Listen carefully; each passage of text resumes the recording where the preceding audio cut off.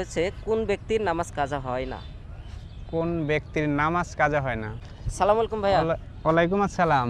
কেমন আছেন আপনি? জি আলহামদুলিল্লাহ, আমি ভালো আছি। আপনি কেমন আছেন? আলহামদুলিল্লাহ ভালো আছি।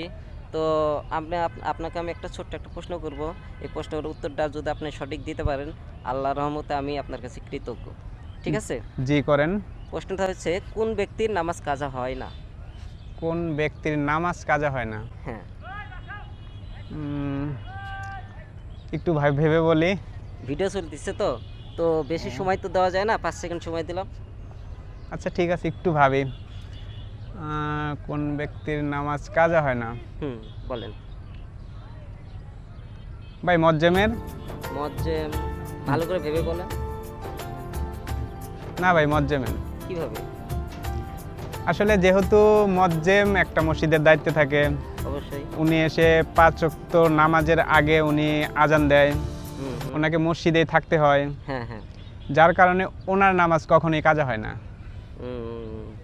তো দর্শক, এই উত্তরটা যদি সঠিক হয় তাহলে আপনারা কমেন্ট বক্সে জানাবেন, আর বেশি বেশি করে এই ভিডিওটা শেয়ার করে দেবেন যেন আরেকজন দেখতে পারে।